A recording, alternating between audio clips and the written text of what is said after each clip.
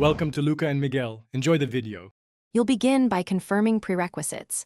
Update WhatsApp on both devices and save contact numbers. Once done, open the chat you want to secure and tap the contact name to view contact info.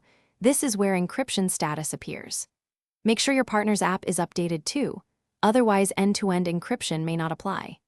If you plan to backup messages, pause here and check WhatsApp backup options because cloud backups use different protections than the in-chat encryption. Now you'll enable and verify the actual encryption. You see either a 60-digit security code or a QR code under encryption in contact info. This represents the shared keys. You and your partner should scan each other's QR or read the 60 digits aloud. Do this over a trusted line.